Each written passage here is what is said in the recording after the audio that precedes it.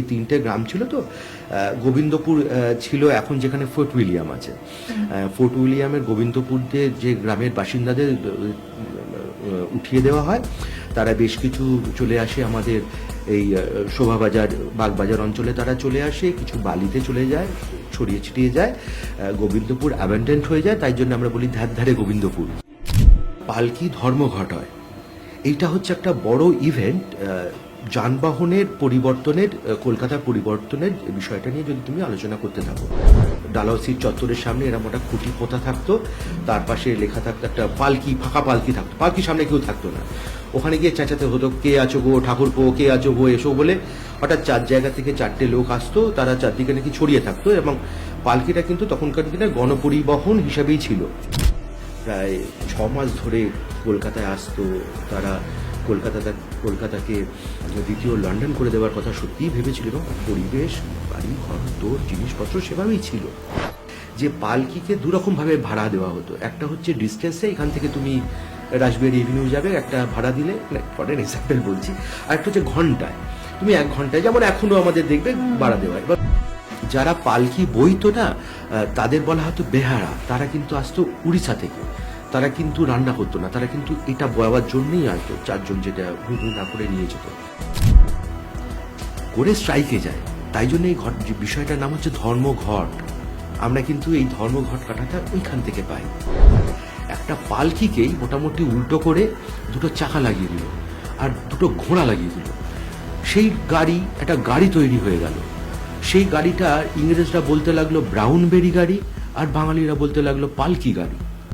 ক্যারানিকুল তৈরি হয় যখন Writers Building, what is Writers Building, তুমি জানো, স্পিড আরো বাড়বে, কলকাতা আরো স্পিড চাইছে, কলকাতা আরো বড় হয়ে উঠছে, কলকাতা সাবালক হয়ে উঠছে। 24 ফেব্রুয়ারি প্রথম ট্রাম চালু হয়। এই যে ট্রাম চালু হয় ফেব্রুয়ারি, এই যে ট্রাম চালু হয়, কলকাতার স্পিডটাই কিন্তু বদলে যায়, কলকাতার মোড়কটাই বদলে যায়। বেঙ্গল গেজেটে, তার ক্যালকাটা গেজেটের কাগজে লিখছে, সেই পেপারটা আমি সংগ্রহ করছি ন্যাশনাল লাইব্রেরিতে গিয়ে, মানে পেপারটা তো সংগ্রহ করতে পারিনি, আমি রিপোর্টটা লিখেছি। বলছে যে সেকেন্ড ট্রামে এত লোক উঠে যায়, তারা ছাদে ওঠে, 45টা সিটের টিকিট সঙ্গে সঙ্গে বিক্রি হয়ে যায়, তারা ছাদে ওঠে, দরজায় ঝুলতে থাকে, দেয়ালে ঝুলতে থাকে, ট্রাম আর এগোতে থাকে না, ঘোড়া আর টানতে পারে না। মানে বাঙালি হুজুক তো ট্রামে উঠবো, বুঝলে তো, সে ঘাড়ে চেপে উঠে, লাস্টে লালমুখো সাহেব তারা 4টে পুলিশ এনে সেই ট্রামকে ধাক্কা মারে, এবং লিখেছে সেটা, এবং লিখেছে যারা উঠতে পারে না তারা হাউ হাউ করে কাঁদতে থাকে, প্রায় মানে আমি উঠতে পারলাম না। এবং বাঙালিরা যেদিনকে ট্রাম চালু হয়,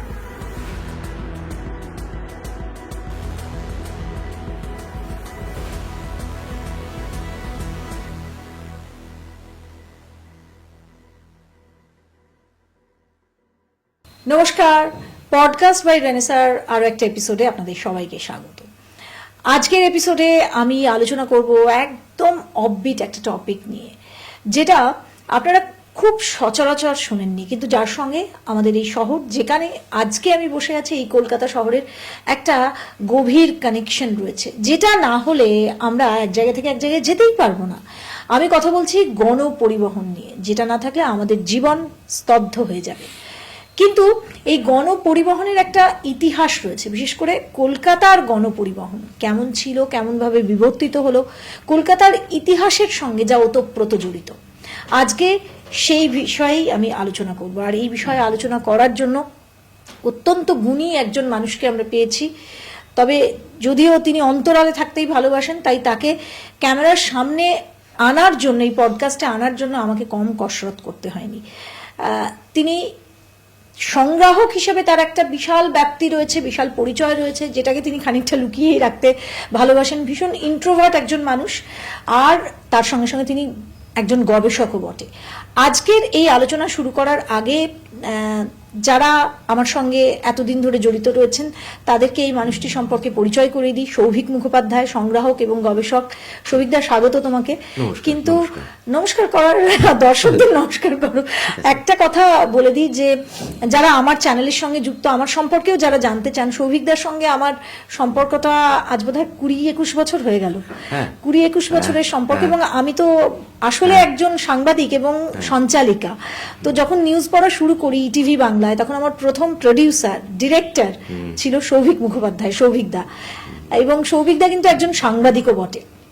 তো সৌভিকদার একটা খুব সুন্দর কিউট নেমও আছে, মামা। তো মামা কেমন আছো? কিন্তু সৌভিকদা ভীষণ রকম গুণী একজন মানুষ। তো আজকে সৌভিকদার কাছ থেকে আমরা সেই সব বিষয়গুলো জানবো। সৌভিকদা, কলকাতা শহর, তার একটা ইতিহাস রয়েছে, কিন্তু কলকাতার গণপরিবহন, এটারও তো একটা বিশাল হিস্ট্রি রয়েছে।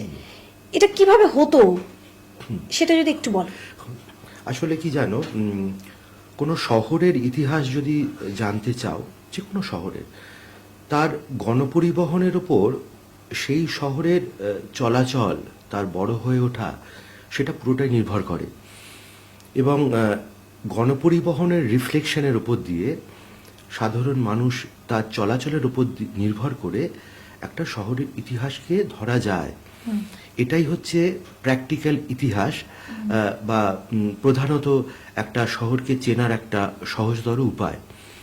এবার কলকাতাকে যদি ধরতে চাও, পরবর্তীকালে যখন কলকাতা হয়ে উঠল, 400 বছর 300 বছরও যদি আমরা ধরে নিই, আধুনিক কলকাতা যেটা, যখন ইংরেজরা আসলো, যেভাবেই হোক, তার তো অনেকগুলো কারণ আছে যে ইংরেজরা কলকাতায় কেন এসেছিল না এসেছিল। এগুলো ইতিহাস, কলকাতার ইতিহাস নিয়ে যারা কাজ করেছেন তারা বিস্তৃতভাবে বলে গেছেন, এবং এখনো সেটা নিয়ে কাজ হচ্ছে। তার মধ্যে গণপরিবহন আমার কাছে ছোটবেলা থেকেই খুব ভালো লাগার বিষয়। আমি সেখান থেকে জানতে পারি বা পড়াশোনা করে দেখতে পারি, বা প্রত্যেকটা মানুষই দেখেন যে ইংল্যান্ড থেকে যখন জাহাজে করে কলকাতায় সাহেব শুভরা আসতেন, তাদের প্রায় 6 মাস লেগে যেত। তা আমি ভাবলাম যে 6 মাস ধরে একটা লোক কলকাতায় আসার জন্য ট্রাভেল করছে। প্রথম দিকে তো তখন সালটা কত? আমি 16th সেঞ্চুরি লাস্টের দিকের কথা বলছি, 700 মান, ওই সময় থেকেই তো একটা যাওয়া আসা শুরু হয়, ব্যবসা বাণিজ্য শুরু হয়। তখন শুধু ইংরেজরা না, তখন আর্মেনিয়ানরা কলকাতায় ছিলেন, ডাচেরা চুচুড়ায় সেটেলমেন্ট করতেন। আমরা জানি চন্দননগরে ফরাসিদের একটা বিশাল সেটেলমেন্ট শুরু করেছে, এই আমাদের প্রতিবেশী যারা ছিলেন। তাহলে এই কলকাতায় বিদেশিদের আনাগোনা কিন্তু প্রথম থেকেই ছিল। এবার বিদেশিরা কলকাতায় আসতো, তাদের ব্যবসা করতো, তারা জিনিসপত্র নিয়ে আসতেন, জাহাজ করে নিয়ে আসতেন। তা এই স্ট্রাকচারটা যখন গ্রো করা হয়, গ্রো হয়ে ওঠে, এটা কলকাতার মানুষের পরিবর্তনের সঙ্গে সঙ্গে পরিবর্তন হতে হতে আমি দেখেছি সেটা ঘটমানভাবে, চলমানভাবে এগিয়ে গেছে।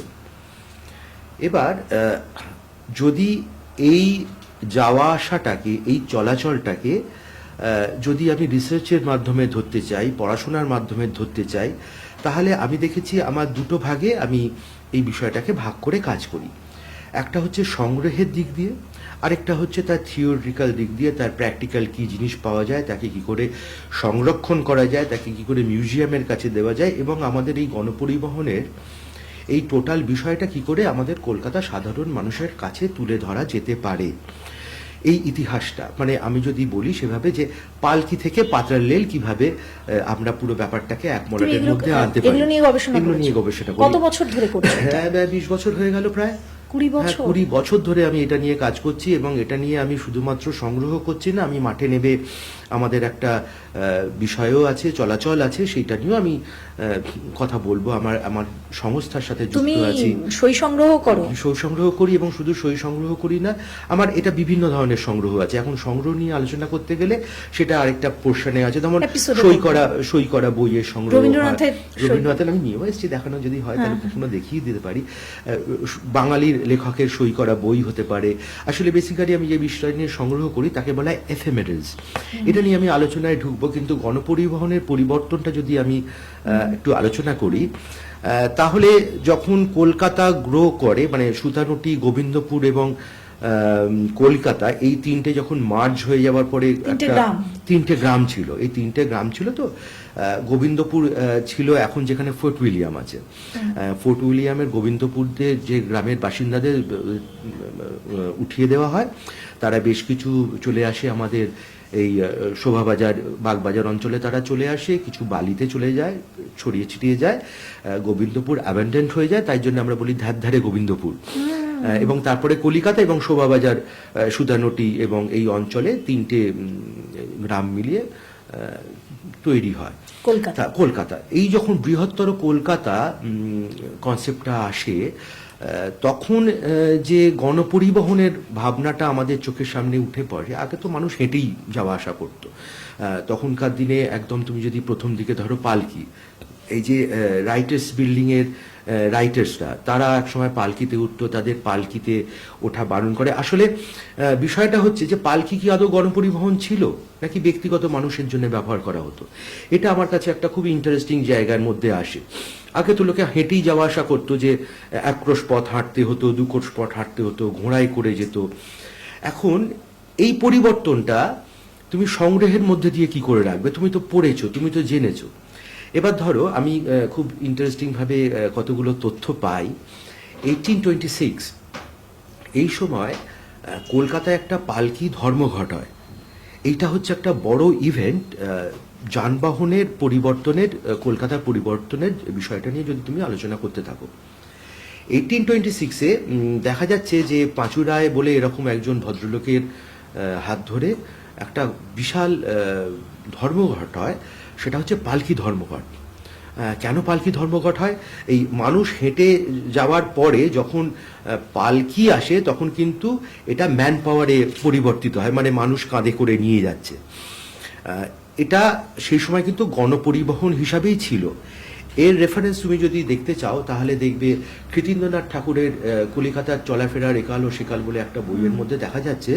উনি বলছেন যে তখনকার দিনে ডালহৌসির চত্বরের সামনে এরকম একটা খুঁটি পোঁতা থাকতো, তার পাশে লেখা থাকতো একটা পালকি, ফাঁকা পালকি থাকতো, পালকির সামনে কেউ থাকতো না।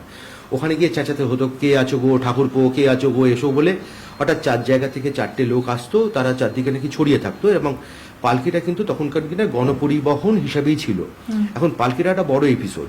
এখন তুমি যদি দেখতে চাও, প্রত্যেকটা পরিবারের আলাদা নিজস্ব পালকি ছিল। যেমন ধরো রাস্তা দিয়ে যাচ্ছে ঠাকুর বাড়ির পালকি, সাদা ঘের, তার নীল রঙের পাড়, সেটা হচ্ছে ঠাকুর বাড়ির পালকি। এবার ধরো মল্লিক বাড়ির পালকি যাচ্ছে, সেইখানে হাতি, মানে বিভিন্ন কিরকম থাকতো, হ্যাঁ বিভিন্ন থাকতো। এখন সেটা তাদের পরিবারের অনেক ভাগ ছিল, তো প্রত্যেকটা পরিবারে, মানে ধরো ফর অ্যান এক্সাম্পল বলছি, ধরো মল্লিক বাড়ির হচ্ছে লাল রঙের পালকি, সেখানে একটা হাতির সিম্বল দেওয়া।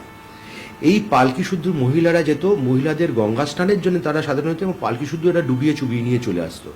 মহিলাদের ওই পালকির ভেতরেই স্নান করা হতো। রবীন্দ্রনাথ পালকি নিয়ে তার একটা পালকি একটা বড় ব্যাপার ছিল আর কি। তখনকার দিনে লোকেরা ঘোড়াও চড়তো, কেন হর্স পাওয়ার তো আরও আদি, কিন্তু ঘোড়ার থেকেও ধরো বঙ্কিমচন্দ্র, উনি কিন্তু পালকিতেই যাওয়া আসা পছন্দ করতেন। সে সময় পালকিটাই যাওয়া আসা ছিল। এবং আমাদের যে এই বিশু ডাকাতের কথা বলা হয় এবং ইত্যাদি, এরাও কিন্তু পালকিতেও একসময় যাওয়া আসা করতো রনপার সাথে সাথে। পালকিটাই তখন একটা আমাদের গণপরিবহন এবং ব্যক্তিগত পরিবহনের একটা জায়গা ছিল। এবার যে গল্পটা আমি তখন বলছিলাম, যে এইটা তো আদি পর্ব, যে ঘোড়ায় চলতো, ইংল্যান্ড থেকে প্রায় 6 মাস ধরে কলকাতায় আসতো তারা। কলকাতাকে দ্বিতীয় লন্ডন করে দেওয়ার কথা সত্যিই ভেবেছিল, এবং পরিবেশ, বাড়ি ঘর দোর জিনিসপত্র সেভাবেই ছিল। তখন দেখা গেল যে ইংরেজরা এখানে আসার পরে আমাদের সময়কে বেঁধে দেওয়ার একটা চেষ্টা করলো। কীরকম আমাদের কীরকম ছিল, ধরো হিন্দু রায়া ছিল, তারা সকালবেলা ধরো আহ্নিক করতো, মধ্যাহ্ন, সায়াহ্ন এরকমভাবে ভাগ করতো। আর মুসলমান সম্প্রদায় যারা ছিল, ধরো সকালবেলা নামাজ পড়তো, জাহর, ফজর ইত্যাদি ইত্যাদি নামাজ পড়তো। তাহলে আমাদের ভাগ তো 12 হিসেবে ছিল না, কিন্তু ইংরেজরা আসার পরে এই ভাগটাকে এরা 12 ঘন্টা করে ভাগ করে দেওয়ার চেষ্টা করলো। এবার গণপরিবহনের আঙ্গিকে তুমি যদি দেখো তাহলে দেখা যাবে যে পালকিকে দুরকমভাবে ভাড়া দেওয়া হতো। একটা হচ্ছে ডিস্টেন্সে, এখান থেকে তুমি রাসবিহারী এভিনিউ যাবে, একটা ভাড়া দিলে, মানে ফরেন এক্সাম্পল বলছি। আর একটা হচ্ছে ঘন্টায়, তুমি 1 ঘন্টায়, যেমন এখনো আমাদের দেখবে ভাড়া দেওয়া। এবার ঘন্টা হিসেবটা কোথায় পাবে তুমি? তখন তো ঘড়ি ছিল না তোমার হাতে। তা ঘন্টা হিসেবের জন্য ধর্মতলায় যে বড় ঘড়িটা ছিল সেই ঘড়িটাকে স্ট্যান্ডার্ড টাইম ধরা হতো, যে ওই ঘড়িটাটি। এবার ওই ঘড়িটা মাপবে কার? যে বাবু উঠতো তার ট্যাগ ঘড়ি থাকতে হতো, সেই ট্যাগ ঘড়ির সাথে মিলিয়ে এর একটা কমপ্লিকেশন ব্যাপার হতো। এবার কি করতো, বাবু গিয়ে সেই ভদ্রলোকের ঘড়িটা পিছিয়ে দিল। এবার ওদের হাতে তো ঘড়ি ছিল না, ফলে এই একটা কনফ্লিক্ট চালু হলো। 2 নম্বর, ওরা কতগুলো ক্লজ দিয়েছিল, অনেকগুলো ক্লজ। এই ক্লজগুলোর মধ্যে আমি দেখেছি যে ওরা বলেছে তাগা পড়তে হবে, অনেকগুলো নিয়ম মানতে হবে, লাইসেন্স করতে হবে। এরা এগুলো মানতে থাকে না। তাই এই পাঁচুড়ায় আন্ডারে এরা বললো যে না, এরম করলে হবে না, আমরা এই বিরুদ্ধে যাব। আর এই যে যারা পালকি বইতো না, তাদের বলা হতো বেহারা। তারা কিন্তু আসতো উড়িষ্যা থেকে, তারা কিন্তু রান্না করতো না, তারা কিন্তু এটা বয়াবার জন্যই আসতো। 4 জন যেটা হু হু না করে নিয়ে যেত। তাই এরা স্ট্রাইক করে 1826। ধর্মতলার ওইখানে একটা, ধর্মর কোনো ঠাকুর হয় না, ধর্ম একটা শিলা হয়, একটা পাথর হয়, সেই ধর্ম স্থাপন করতে হয়। ধর্ম ঠাকুরও সেভাবে হয় না, ধর্ম কোনো জায়গায় তুমি স্থাপন করতে পারো। তাই জন্যে ওরা একটা ঘটের মধ্যে জল রেখে সেই ঘটে ধর্ম স্থাপন করে স্ট্রাইকে যায়। তাই জন্য এই যে বিষয়টার নাম হচ্ছে ধর্মঘট। আমরা কিন্তু এই ধর্মঘট কাটাটা ওইখান থেকে পাই। ইয়েস, এটা খুব ইন্টারেস্টিং যে ধর্মঘট কেন বলি, সেই ধর্মে ঘট স্থাপন করেছিল। এবং এরা এতটাই মরিয়া হয়ে গেছিল যে এরকম ইংরেজদের শাসন মানবো না, মানে ইংরেজদের বিষয়টা আমরা মানবো না। তাই জন্য এটা এত বেশি জোরদার এরা স্ট্রাইক করেছিল, এই স্ট্রাইকটা একদম মানে কলকাতা স্তব্ধ হয়ে গেছিল। এবং সব থেকে ইন্টারেস্টিং দেখো, সেই সময় ইংরেজরা তো খুব মানে সময় অনুবর্তিতা, তার সিস্টেম্যাটিক, ওদের তো একটা খুব সিস্টেম্যাটিক মানুষ, যে 10টার মধ্যে অফিসে ঢুকতে হবে, 5টার অবধি করবে, 8টার মধ্যে খেয়ে নিতে হবে, এটা তো ইংরেজদের মধ্যে ছিল।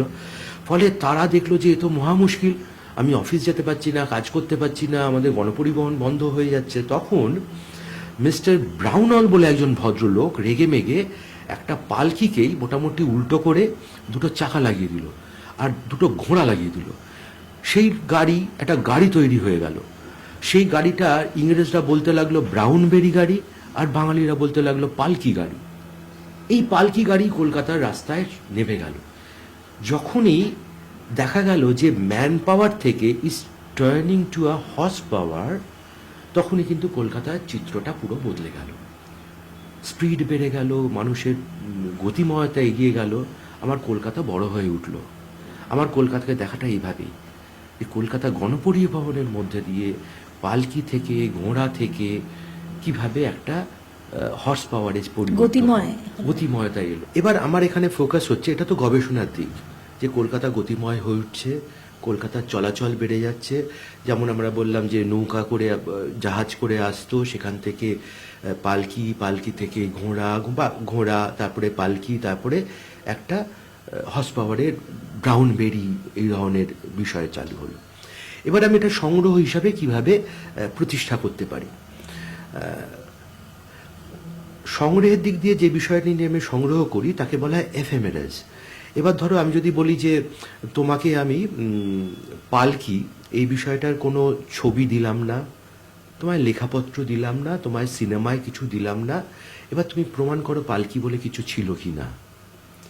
তুমি কিভাবে প্রমাণ করবে? যেমন ধরো আমি খুঁজে খুঁজে হাইকোর্টের যে শেরিফের অফিস, সেখান থেকে একটা কাগজ পাই। সেই কাগজটার মধ্যে বলা আছে ফাইন করেছে। আমার স্ট্রিট থেকে শ্যামবাজার 18 সেঞ্চুরির শেষের দিকে একটি পালকি যাচ্ছে, তাতে লাইট নেই, সেখানে 2 আনা ফাইন করেছে। লেখা আছে প্যালেনকুইন কথাটা। আমার একটা চিঠি পেয়েছি 1802, সেই সময় ভিক্টোরিয়ান 1802 সালের চিঠি। সেই সময় একটা ভিক্টোরিয়ান এতে লেখা আছে, আমি চিঠিটা এটা পড়তে পড়তে অভ্যেস হয়ে গেছে, ভিক্টোরিয়ান লেখা, ওটা একটা চর্চার বিষয় থাকে, তো আসলে চর্চাটাই তো মানুষের শেষ কথা, ওটাই তোমাকে তো আনন্দ দেয়। আমি লেখাটার মধ্যে পড়ে দেখি মিস্টার জর্জ মোর বলে একজন শেরিফকে একটা চিঠি দিচ্ছে, বলছে যে মিস্টার আর্মস্টনের বাড়ির সামনে আমার পালকিটা ছিল, আপনি ওই বাড়িটা এনক্রোচ করেছেন, আপনি আমার পালকি শুদ্ধ নিয়ে চলে গেছেন, so give me my palanquin back. So the palanquin words were written were there. এই যে পালকি কথাটা লেখা হয়েছে, এই পালকি কথাটাই তাহলে প্রমাণ করে যে সময় পালকি বলেও কিছু একটা ছিল। এগুলো কিন্তু ছবি, লেখা বা ইত্যাদি বিষয় ছাড়া, যেহেতু এগুলো চিঠি, এগুলো যেহেতু সেই সময়কার নথিপত্র, কাগজ, এগুলোকে বলা হয় এফেমেরাস। এফেমেরাস মানে হচ্ছে খুব কম সময়ের জন্য গুরুত্বপূর্ণ যে বিষয়, তাকে বলা হয় এফেমেরাস। এটা হচ্ছে আমার সংগ্রহের দিক। যেমন ধরো পরবর্তীকালে আমি যদি বা ধরো দেখতে পাই যে ঘোড়া গাড়ি চলছে, তা সেই সময় যখন মিস্টার ব্রাউনল তার ব্রাউনবেরি গাড়ি কলকাতায় চালু করে, দেখা যাচ্ছে পৃথিবী থেকে, I am quote unquote, পৃথিবী থেকে শ্রেষ্ঠ শ্রেষ্ঠ কোচ বিল্ডার্স, পৃথিবীর সমস্ত যারা কোচ বিল্ডার্স, তারা কলকাতায় তাদের অফিস বানায়। মানে কীরকম শ্রেষ্ঠ, ধরো স্টুয়ার্ট বলে একটি কোম্পানি ছিল, তারা কীরকম জিনিস বানাতো। ধরো জর্জ দ্য ফিফথ, উনি 1911 সালে ইংরেজের রাজা হিসাবে নিজেকে প্রতিষ্ঠা, মানে রাজা হয়েছিলেন, কিন্তু উনার মনে একটা খুব ভালো লাগা ছিল যে উনি ভারতের রাজা হবেন। ওই ভারতের রাজাদের একটা লার্জার দ্যান লাইফ একটা ব্যাপার থাকে, তো যে হাতি ফাতি, ওখানে তো হাতি নেই, ইংল্যান্ডে তো হাতি নেই, ওনার হাতির প্রতি একটা খুব দুর্বলতা ছিল। আউট অফ কনটেক্সট একটা গল্প বলে রাখি, মানে একদম আউট অফ কনটেক্সট, এর সাথে যানবাহনের কোনো সম্পর্ক নেই, এই কথা বলতেই উঠে এলো। উনি ভারতবর্ষে এসেছিলেন কিন্তু শুধু এই রাজা করোনেশন হওয়ার জন্য, রাজা হওয়ার জন্য, রাজ্যাভিষেক হওয়ার জন্য, এক্স্যাক্টলি। গেট অফ ইন্ডিয়া, ওটা কিন্তু ওই তার জন্যই তৈরি হয়েছিল। এবার ধরো এই স্টুয়ার্ডরা, উনি যে আসবেন হাতি করে, তার তো একটা হাওদা তৈরি হবে, স্টুয়ার্ডেরা বানাতো, তাদের অফিস ছিল কলকাতায়, তারা চ্যারিয়েট বানাতো, চৌঘড়ি বানাতো, চারঘড়ি বানাতো, বিভিন্ন ধরনের রাজাদের জন্য সব জিনিস বানাতো। এবং সেই সময় কলকাতায় দেখতে পাচ্ছি যে এই যে পালকির যে প্যানেলটা থাকতো, সোনার জলে আঁকা হতো, এবং সেই আঁকার জন্যে বেশ কিছু আর্টিস্ট এখানে তারা বংশ পরম্পরায় রয়ে গেছেন, এবং তারা বিখ্যাত হয়েছেন শুধুমাত্র প্যানেল আঁকার জন্য। সেই প্যানেলের একটা ছোট অংশ আমি জোগাড় করেছি। এবার ধরো এই যে চৌঘুড়ি হতো, হতো, এই যে নানা রকম গল্পগুলো বললাম, এগুলোর কি বাস্তব এখন অবধি বাস্তবতা পাওয়া যায়, তার কি প্রত্যক্ষ জিনিস প্রমাণ পাওয়া যায়, যেগুলোর মধ্যে দিয়ে আমি বলতে পারি হ্যাঁ সত্যিই ছিল। এটা হচ্ছে আমার দৌড়াদৌড়ি করে সংগ্রহের দিক। এরকম করে ঘুরে ঘুরে ওয়েলিংটনের কাছে স্টুয়ার্ডের একটা অফিস ছিল, সেখানে গিয়ে তাদের ক্যাটালগ খুঁজে পাওয়া গেছে, তাদের ছবি খুঁজে পাওয়া গেছে, তাদের মেনটেন্যান্স বিল খুঁজে পাওয়া গেছে। এসি ঘোষ বলে একটা বাঙালি কোম্পানি ছিল, সেখানে ভিভাল স্যারা থাকতেন তার পাশের, তারা কোচ মেকার ছিল, তাদের কোচ তারা বানাতো, তার কিছু দারুণ কাগজ পাওয়া যায়। এইভাবে পালকি থেকে শুরু করে আস্তে আস্তে ঘোড়ার গাড়ি আসে। ঘোড়ার গাড়ি কীরকম জিনিসপত্র তুমি সংগ্রহ করতে পারো, ঘোড়ার গাড়ি বলে তো কিছু থাকে না, ছ্যাঁকড়া গাড়ি কী করে সংগ্রহ করতে পারো। একদিন একটা গল্প বলি, গল্পগুলো খুব ইন্টারেস্টিং। যে আমার তো মনে হচ্ছে ছ্যাঁকড়া গাড়ি বলে একটা জিনিস ছিল, যাকে আমরা ইংলিশে বলি হ্যাকনি ক্যারেজ। হ্যাকনি ক্যারেজ কিন্তু গণপরিবহন ছিল তখনকার দিনে। ফর অ্যান এক্সাম্পল বলছি যে অবনীন্দ্রনাথ ঠাকুর, উনাকে বলেছেন আপনি একটু আমাদের গভর্নমেন্ট আর্ট কলেজের দায়িত্ব নিন। উনি বলছেন না, আমি দায়িত্ব নেব না। তো বলছে আপনি অনারারি হলেও আসুন। কিন্তু উনি আসবেন কি করে, ওনার জন্য একটা আলাদা করে গাড়িই বানানো হয়েছিল। ফলে এটা নর্মাল ব্যাপার ছিল যে তখনকার দিনে একটা করে ঘোড়ার গাড়ি থাকতো, নইলে লোকে যাওয়া আসা করবে কি করে। পরবর্তীকালে যখন এই ক্যারানিকুল তৈরি হয়, যখন Writers Building, what is Writers Building, তুমি জানো রাইটার্স বিল্ডিং খুব ইন্টারেস্টিং। যে তখন তো এই ফটোকপি বা জেরক্স ছিল না, তা প্রত্যেকটা এই হাজার হাজার অর্ডার আসছে, নানা রকম হাইকোর্টের অর্ডার আসছে, এই অর্ডার আসছে, তা এগুলো লিখবে কারা? এই লিখতো এই একটা শ্রেণী, যাদের পরবর্তীকালে ক্যারানিকুল বলি, যারা ছিল রাইটার্স। তারা 3টে করে কপি লিখতো, একটা হেড অফিসে থাকতো রাইটার্সে, একটা ডিপার্টমেন্টে যেত, একটা ডিপার্টমেন্টাল হেড অফিসে যেত। প্রত্যেকটা কপি 3 কপি করে লিখতো, তাদের বলা হতো রাইটার্স। এই রাইটার্স বিল্ডিংয়ে যখন পরবর্তীকালে দেখা গেল যে ইংরেজরা শর্ট পড়ে যাচ্ছে, বাঙালিরা ইংরেজিতে শিক্ষিত হয়ে উঠছে আসছে। আসলে দেখো, আসলে কিন্তু আমি কলকাতার ইতিহাসটাই বলছি, কিন্তু বলছি গণপরিবহনের দিক দিয়ে কি করে ব্যাপারগুলোকে আমি দেখতে পাচ্ছি, সাজাচ্ছি। কলকাতা কি করে বড় হয়ে উঠছে। এবার তখন যে ক্যানিকুল হয়ে উঠলো, ক্যানিকুল যাবে কিভাবে? তখন তো বাস ছিল না, বাসও কিন্তু এর জন্যই তৈরি হয়েছে, সেই ইতিহাসও একটা দারুণ ইতিহাস আছে। এবার যখন এই ক্যারানিকুল তৈরি হয় তখন তারা যাবে কি করে? তারা তখন এই ছ্যাঁকড়া গাড়িতে যেত। এটারও কেমন হতো সেটা? ছ্যাঁকড়া গাড়ি মানে ঘোড়ার গাড়ি টাইপেরই হতো, ঢাকনা হতো, সামনে একটা খুব বৃদ্ধ ঘোড়া থাকতো, হ্যাঁ বৃদ্ধই থাকতো, কেননা যেগুলো পাওয়ারলেস হইতো, কাজে হতো না, তাদের বেঁচে দেওয়া হতো। এবং এটা নিয়েও এই কলিকাতার চলাফেরা লেখালো শেখার ছ্যাঁকড়া গাড়ির একটা দারুণ বর্ণনা আছে। বলছে যে ছ্যাঁকড়া গাড়িটা নড়তে পারছে না, ঘোড়া তাকে বারবার ছোপটি মারা হচ্ছে, আমি দুঃখ কষ্ট পেয়েছি, এরকম দেখানো যাচ্ছে। তা যেটা বিষয়, এখান থেকে এই ছ্যাঁকড়া গাড়ি আমি প্রমাণ করবো কি করে? এই যে গল্পটা বলতে বলতে চলে গেলাম, আমি গেছি একদিন ভিক্টোরিয়ার কাছে, তখন ভিক্টোরিয়া এখনো ভিক্টোরিয়া ছ্যাঁকড়া গাড়ি হয়। আমি গিয়ে জিজ্ঞেস করছি যে আপনার কবেকার গাড়ি? ওদের সাথে বন্ধুত্ব সম্পর্ক স্থাপন করেছি, না হলে কথা বলবে না, আমার এই জামা পরে কথা বলবে না, নোংরা জামা পরে গেছি করে করে। আমি একে ফোন নাম্বার দিচ্ছি যে এই সংক্রান্ত কিছু পাওয়া যায় কিনা, মানে কি পাবো আমি নিজেও কিন্তু জানি না, মানে বিল হতে পারে, কাগজ সংক্রান্ত, ছবি সংক্রান্ত কি পাওয়া যায়। তখন একজন আমাকে অনেকদিন বাদে ফোন করে বললো যে আমার দাদুর কাছে একটা পুরনো ফাইল টাইল এরকম আছে, আপনি একবার আসেন। রাজাবাজারের ভেতরে গেছি, বুঝলে, সেখানে গভীর জায়গা, সেখানে গিয়ে আমাকে একটা ফাইল হাতে দিল। সব এই সেই ফাইল করতে করতে আমি দেখি 1911 সালের হ্যাকনি ক্যারেজের একটা লাইসেন্স।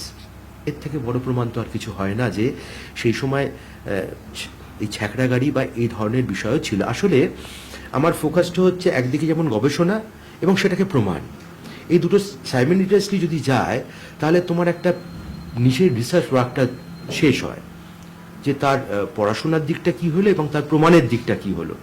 ছ্যাঁকড়া গাড়ি কীরকম দেখতে ছিল, তার ছবি ছাপা লেখা যেমন পাওয়া যায়, এবং তার প্রত্যক্ষ প্রমাণ আজ থেকে প্রায় 150 বছর বাদে কলকাতার যুগে কিছু আদৌ আছে কিনা। আসলে কি জানো তো, এইগুলো আমরা সাধারণত রাখি না, এইগুলো তো আমরা ফেলে দিই। এটা নিয়ে পরে আলোচনায় আবার আসছি। তা এভাবে যদি না নাবি আমি এটা বলতে পারবো না, মানে কি জানো তো, পুরো এটা লাইন আপ, আমার কাজটাও এভাবেই এগোয়।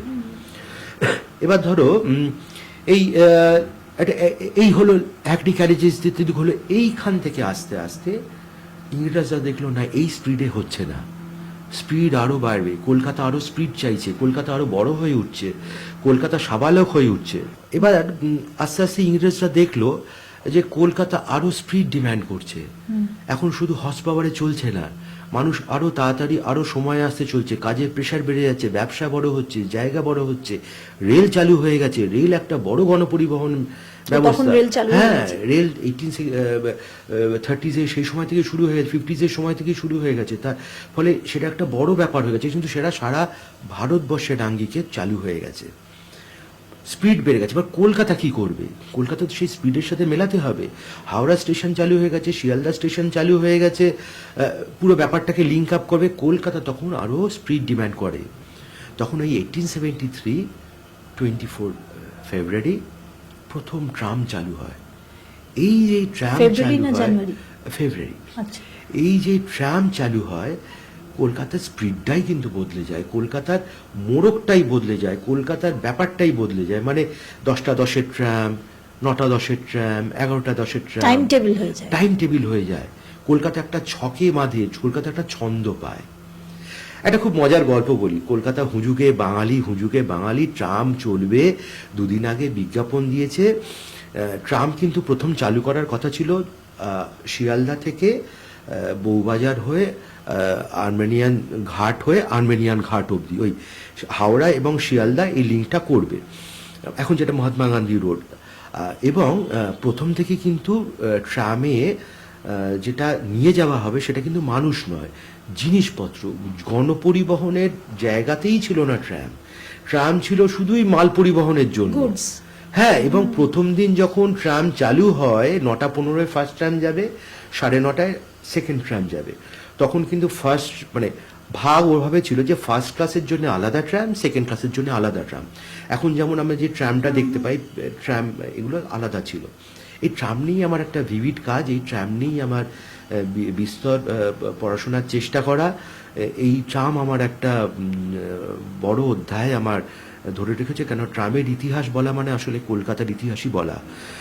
ট্রামের চলাচল মানে আসলে কলকাতার মানুষগুলোর চলাচল বলেই আমি মনে করি, এখনও সেটা মনে করি।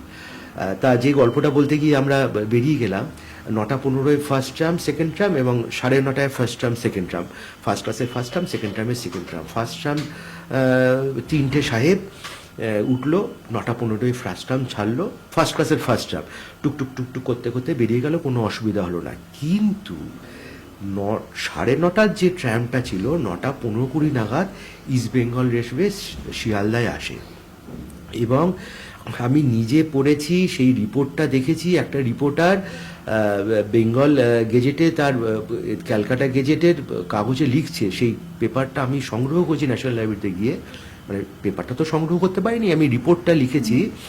বলছে যে সেকেন্ড ট্রামে এত লোক উঠে যায়, তারা ছাদে ওঠে, 45টা সিটের টিকিট সঙ্গে সঙ্গে বিক্রি হয়ে যায়, তারা ছাদে ওঠে, দরজায় ঝুলতে থাকে, দেয়ালে ঝুলতে থাকে, ট্রাম আর এগোতে থাকে না, ঘোড়া আর টানতে পারে না। মানে বাঙালি হুজুক তো ট্রামে উঠবো, বুঝলে তো, সে ঘাড়ে চেপে উঠে লাস্টে লালমুখো সাহেব তারা 4টে পুলিশ এনে সেই ট্রামকে ধাক্কা মারে এবং লিখেছে সেটা, এবং লিখেছে যারা উঠতে পারে না তারা হাউ হাউ করে কাঁদতে থাকে প্রায়, মানে আমি উঠতে পারলাম না। এবং বাঙালিরা যেদিনকে ট্রাম চালু হয় একটা ম্যাসাকার কাণ্ড হয় সেকেন্ড দিন, মানে ট্রাম চলছে না, গাড়ি দাঁড়িয়ে গেছে, এত ভিড় হয়েছে, সেটা রিপোর্টে লিখেছে মজা করে। এবং যারা উঠতে পারেনি তারা ধর্মতলা থেকে সেই ট্রামটার পেছনে হই হই করতে করতে দৌড়তে দৌড়তে ধর্মতলা অব্দি আসে। সে হয় না সেই কোনো একটা হুজুগের পেছনে একটা ধরো কি একটা পাগল বা এরকম একটু, তার পেছনে সব বাচ্চারা লাফায় চাচায়, মানুষেরা করে। বাঙালি কিন্তু এরকম হুজুগ ছিল, মানে বাঙালি আসলে হুজুগে। কিন্তু যখন আবার দেখা যাচ্ছে বাস চালু হয় তখন কিন্তু এটা অতটা হয়নি। ঠিক তার প্রায় 100 বছর বাটে 1820 সাল নাগাদ প্রথম বাস সার্ভিসের কথা আমরা জানতে পারি। এবার তুমি যদি ট্রামের দিকটা দেখো, তখন ট্রাম তার বিভিন্ন ক্লাসের ট্রাম শুরু হয়, কে ক্লাস, এল ক্লাস, এস ক্লাস, বিভিন্ন রুটের চালু হয়, বিভিন্ন জায়গাগুলো চালু হয়। এবার চালাতো একদম ইংরেজ গভর্নমেন্ট। এখন ট্রামের ইতিহাস যদি, এবার ট্রামের ইতিহাসটাও খুব ইন্টারেস্টিং।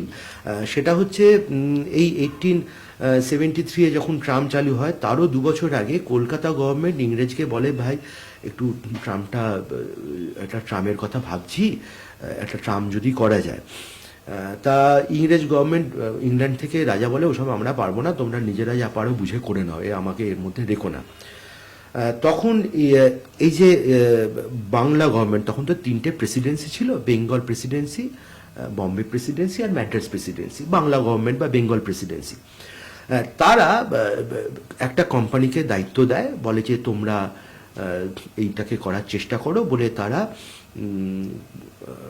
ট্রামটাকে চালানোর চেষ্টা করে, কিন্তু করে না। তখন বেঙ্গল প্রেসিডেন্সি তার দায়িত্ব নেয়, লাইন পাতে, কত ফুটের লাইন, কি ফুটের লাইন, তার বিভিন্ন ডিটেলস পাওয়া যায়, সেটা আলোচনা করাই যেতে পারে। কিন্তু গল্পগুলো বলি যে করা হয়, কিন্তু যা হয় ইংরেজরা এটাকে ঠিক চালাতে পারি যে সময়, কেননা সে সময় না ঘোড়ায় টানা ট্রাম ছিল এবং মানুষরাও ঠিক অভ্যস্ত হয়নি। ওই যে ট্রামের প্রথম দিনের হুজুগটা হলো বটে, কিন্তু তারপরে দেখা গেল ট্রামটা আর চালানো গেল না।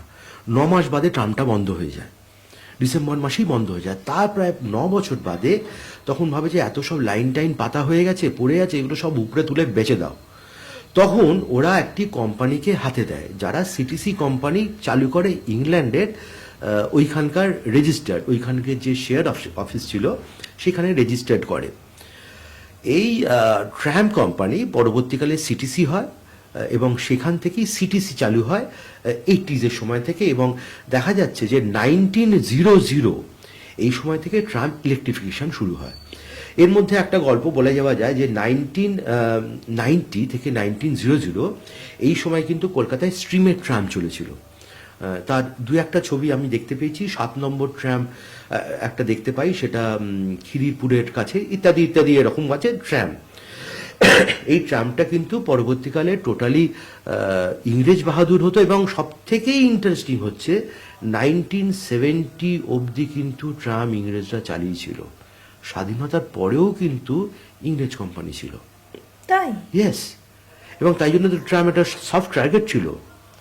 আসলে রাগটা তো ছিল ইংরেজ, মানে এটা পরবর্তীকালে এটা দেখা যাচ্ছে যে বামফ্রন্ট যখন আমাদের 70 দশকে সরকারে আসে, ট্রাম আন্দোলন, একটা ট্রাম ভাড়া বৃদ্ধি আন্দোলন একটা বড় আন্দোলন ছিল। আসলে ট্রাম ছিল একটা সফট টার্গেট।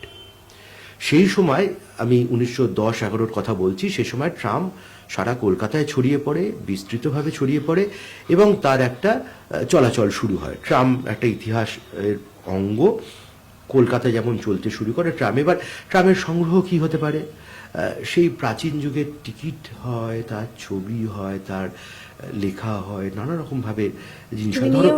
ধরো আমি তোমাকে একটা জিনিস দেখাই, এইগুলোকে বলা হয় transfer ticket. What is an transfer ticket?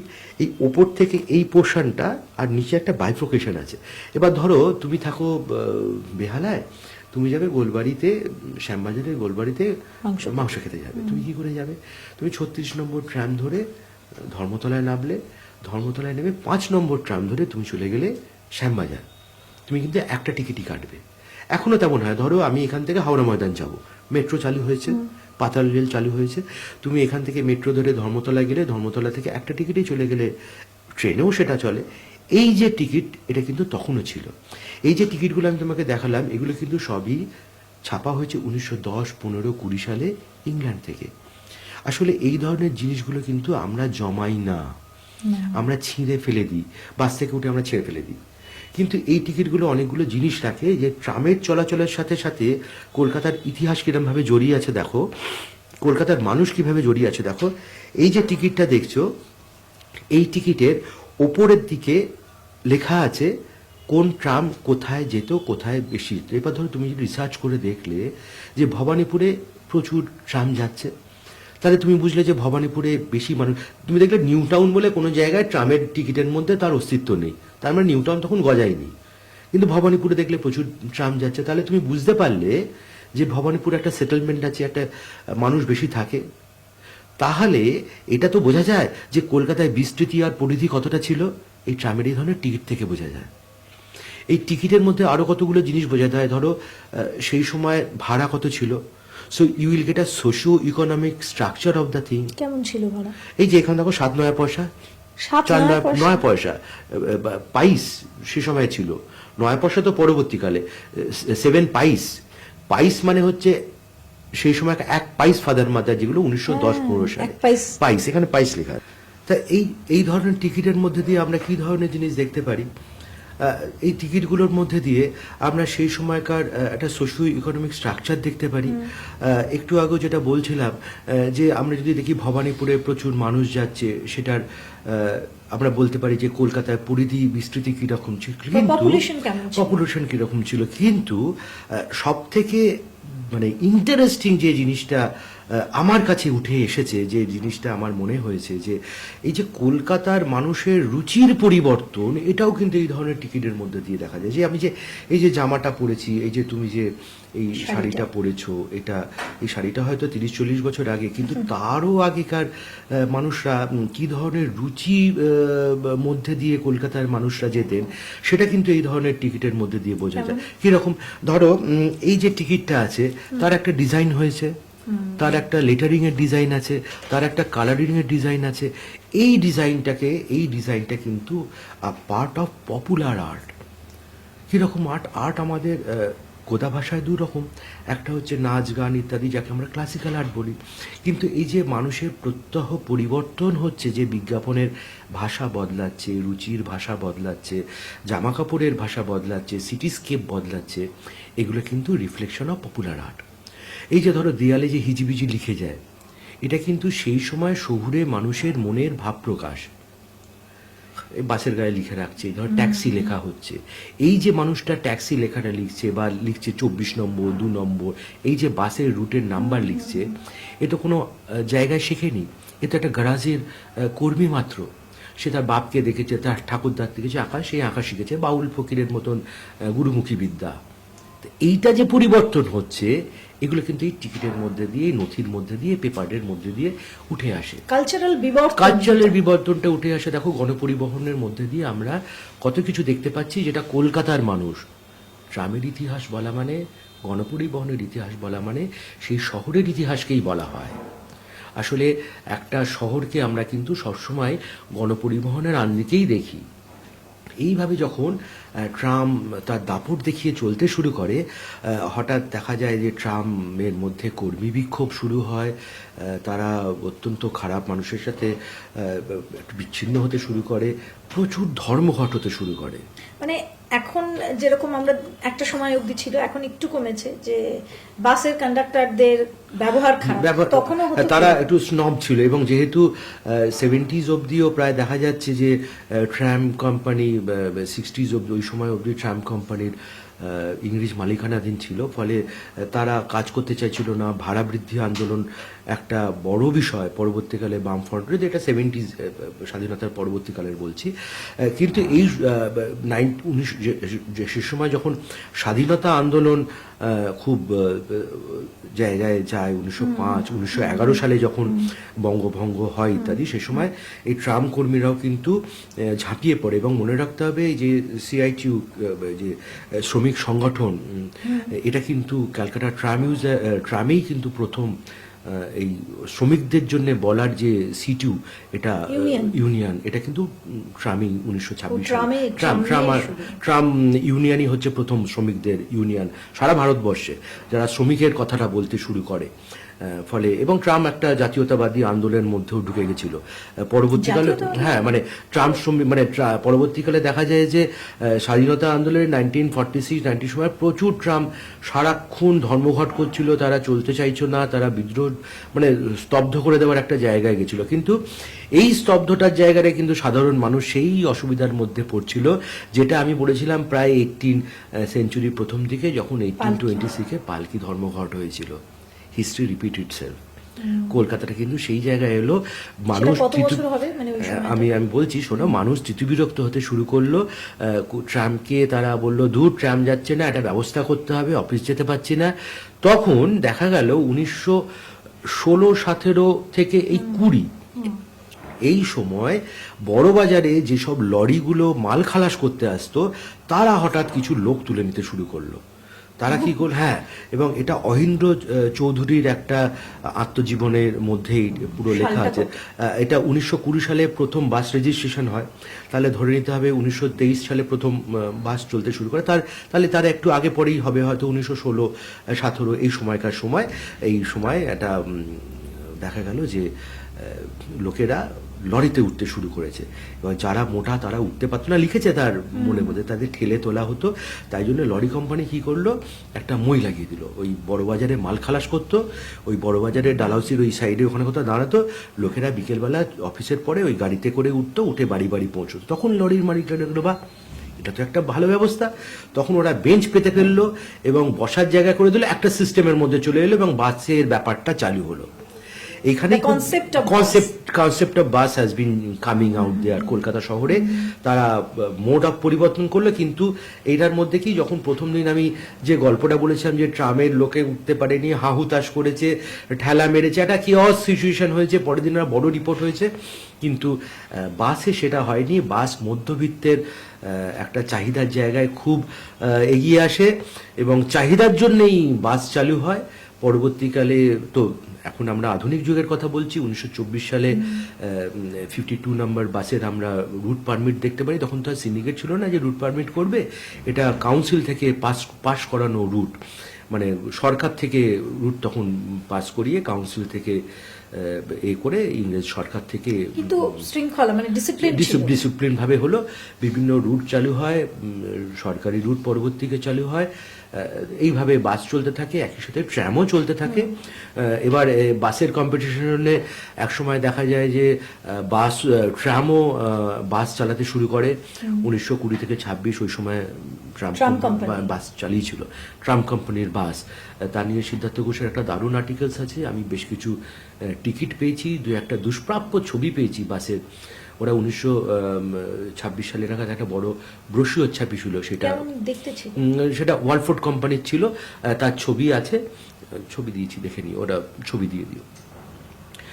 তা ট্রাম কোম্পানি তখন বাস চালু করে, বাস চালু হয়, ট্রাম চালু হয়, আস্তে আস্তে কলকাতা স্বাধীন হয়, ভারতবর্ষ স্বাধীন হয়। আসলে সেভাবে দেখতে গেলে ভারত তো একবার ভাগ হয়েছে, আর বাংলা তো দুবার ভাগ হয়েছে। ভারতবর্ষ একবার ভাগ হয়, কলকাতা যখন পরবর্তীকালে আবার ভাগ হয় তখন সব থেকে বেশি ঝাপটাটা তো কলকাতা আর পাঞ্জাবের উপর এসেই পড়ে। ভারতবর্ষের দুটি দেশই ভাগ হয় এবং পৃথিবীর বোধহয় একমাত্র যেখানে এই জিনিসপত্র রেখে ইভ্যাকুয়েশন হয়। মানে জার্মানিতে যখন ভাগ হয়েছিল তখন কি হয়েছিল, যে যার জায়গায় রয়ে গেছিল, মাঝখান থেকে ভাগ হয়েছিল, কিন্তু এবং জিনিসপত্র ছেড়ে, ঘটিবাটি ছেড়ে মানুষকে এখানে আছড়ে পড়ে কলকাতার সেই একটা বিস্তীর্ণ ব্যাপার সবাই জানি, সেটা নিয়ে এটা আলোচনার জায়গা নয়। সংগ্রাহক হিসেবে কি দেখেছো? হ্যাঁ, মানে সেটাই বলছি, সেই প্রচুর মানুষকে কর্মসংস্থান, তাদের যানবাহন, তাদের থাকা খাওয়া, রেল স্টেশন, একটা ক্যাওটিক অবস্থা জায়গায় চলে গেছিল। সেখান থেকে একটা গণপরিবহন চালানোটাই একটা বিলাসিতার জায়গায় ছিল। তাও বেঙ্গল বাস সিন্ডিকেট বলে একটি সিন্ডিকেট ছিল, তারা 1948 থেকে 47 থেকে 48 অবধি এক বছর কোনো রকমে চালায়। 48 থেকে CSTC, Calcutta state transport company চালু হয় এবং তার পরবর্তীকালে এখন দেখতেই পাচ্ছ এই প্রচুর রুট চালু হয়, সরকারি রুট চালু হয়। টুবি বলে একটা বিখ্যাত রুট ছিল, সেটা বন্ধ হয়ে গেছে। তখন লোকেরা মজা করে বলতো যে to be or not to be, that is the question আর কি। টুবি ছিল, L9 ছিল, ডবল ডেকার। সবার জন্য বাস কি অ্যাভেল সবাই অ্যাভেল করতে পারতো, সবাই অ্যাভেল করতে পারতো। এবং আমি তোমায় বলছি যে ট্রামে যেমন ফার্স্ট ক্লাসে শুধুমাত্র এলিট লোকেরা উঠতো, জজ সাহেব, শুভ, সাধারণত মধ্যবিত্ত বাঙালির উঠতো না। ট্রেনের একটা যেমন ছিল না, ফার্স্ট ক্লাসে ট্রেনে উঠতে দিত না, সেকেন্ড ক্লাসে উঠতে দিত, ট্রামেও কিন্তু একটা ইংরেজ বাহাদুরদের একটা, আমরা যাকে বলি হাইব্রাও বা না কুচু ব্যাপার ছিল। কিন্তু বাসটা যেন মানুষের আপন।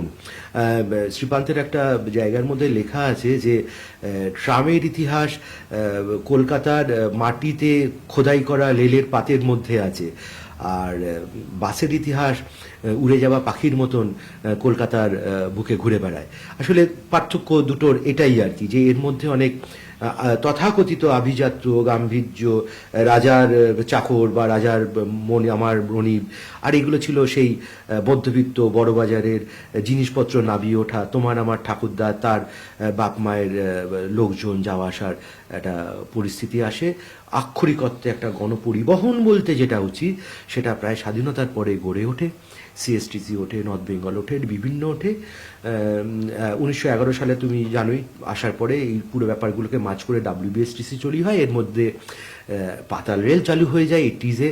এই পাতাল রেল তো কলকাতাকে একদম হাটের মুঠোয় নিয়ে চলে আসে এবং পাতাল রেলের একটা সংগ্রহ হয়, তার টিকিটের পরিবর্তন কি করে, তার ছবি ছাপা, লেখা টেখা ইত্যাদি ইত্যাদি। এখনও পাতাল রেল বা আমরা যাকে মেট্রো রেল বলি চলছে, তার এক্সটেনশন চলছে। পাতাল রেলই এখন ভবিষ্যৎ এবং আমি মনে করি সময়ের সাথে সাথে এই পরিবর্তনটাই হওয়া উচিত, কেননা পাতাল রেলও পলিউশন ফ্রি।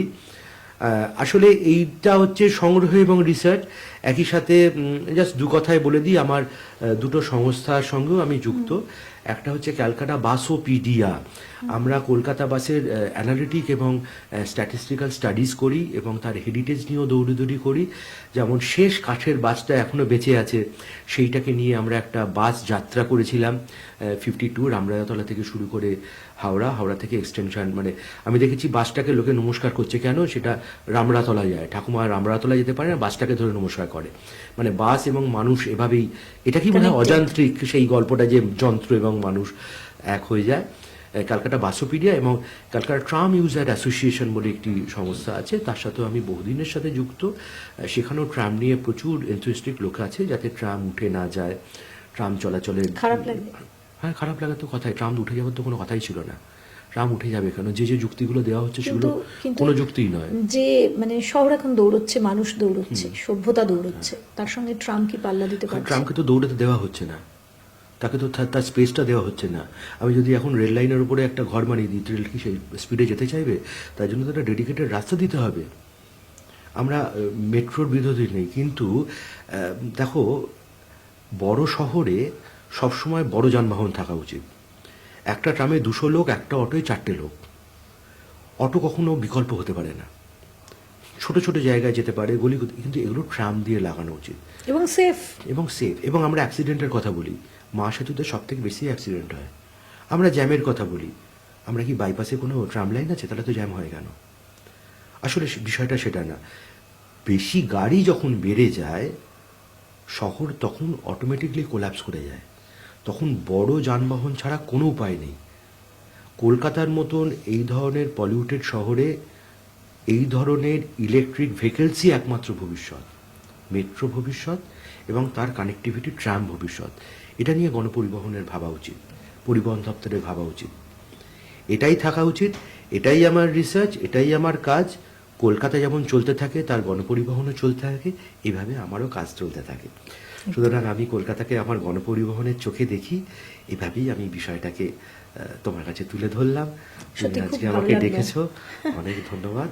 থ্যাংক না ইউ। না, এটা তো আমার সৌভাগ্য যে তুমি এসেছো এবং অনেকদিন পর তোমার সঙ্গে আমার দেখাও হলো। আজকের এই এপিসোডটা ভীষণ ইম্পর্ট্যান্ট একটা এপিসোড।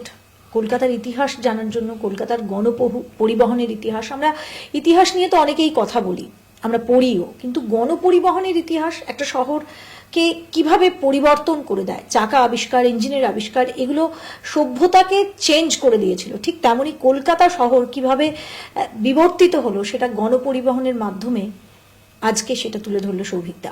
আমার মনে হয় এটা ভীষণ ইন্টারেস্টিং, অফবিট প্রথমেই বলেছিলাম, যেটা আমরা খুব একটা জানি না। তাই বহু ট্রেন্ডিং টপিকের মাঝখানে এই টপিকটা যেন হারিয়ে না যায়। আমাদের প্রাণের শহর, আমাদের ভালোবাসার শহর, সিটি অফ জয়ের যে যে সুন্দর জিনিসগুলো রয়েছে, যা ইতিহাসকে ধরে রেখেছে, তার মধ্যে ট্রাম একটি অন্যতম। আমরা আসুন ট্রাম সংরক্ষণে এই সমস্ত মানুষরা যারা কাজ করছেন তাদেরকে সাপোর্ট করি, এগিয়ে আসি। তাহলেই আমাদের সভ্যতা বাঁচবে, আমাদের ইতিহাস বাঁচবে, আর আমরাও শ্বাস নিয়ে বাঁচবো। কারণ পলিউশনের দাপটে যেভাবে আমাদের একেবারে রীতিমতো লড়াই করতে হচ্ছে, সেই লড়াইটা খানিকটা সহজ করে দেবে ট্রাম যদি আবার চলে। আজকের এপিসোডটা এখানেই শেষ করছি। সবাই ভালো থাকবেন। একটা কথা প্রতিদিনই বলি যে লাইক, শেয়ার এবং কমেন্ট করতে ভুলবেন না। আপনারা যত এই ধরনের কন্টেন্টকে সাপোর্ট করবেন, ভালোবাসবেন, দেখতে চাইবেন, দিকে দিকে ছড়িয়ে দেবেন, ততই কিন্তু আমাদের বাঙালির ইতিহাস বেঁচে থাকবে, আমাদের সভ্যতা বেঁচে থাকবে, আমাদের এই এত বছরের কালচার। আমাদের অন্য কারোর কালচার কে নকল করার দরকারই নেই, কারণ আমাদের বাঙালিদেরই এত কিছু আছে। সুতরাং এই কালচারটাকে প্রিজার্ভ করার জন্য, সংরক্ষণ করার জন্য হাতে হাত বেঁধে, ওই যে কথায় আছে না, যে একটা কবিতা আছে খুব বিখ্যাত, আয় আরো বেঁধে বেঁধে থাকি। চলুন এইভাবেই বেঁধে বেঁধে আমরা সবাই থাকি, শঙ্খ ঘোষের সেই লাইনটার, বিখ্যাত লাইনটার মতো। আর এই বেঁধে বেঁধে থাকার জন্য কি করতে হবে? এই ধরনের কন্টেন্টকে সাপোর্ট করতে হবে। লাইক করুন, কমেন্ট করুন, কেমন লাগলো, আর কি ধরনের কন্টেন্ট আপনারা দেখতে চাইছেন, শেয়ার করে দিন, জনে জনে ছড়িয়ে দিন আমাদের বাংলার গৌরব যে যে বিষয়গুলো, সেগুলোকে। সঙ্গে চ্যানেলটা সাবস্ক্রাইব করে দিন। আরও একটা পডকাস্ট নিয়ে হাজির হচ্ছি খুব তাড়াতাড়ি। সবাই ভালো থাকবেন। নমস্কার। নমস্কার।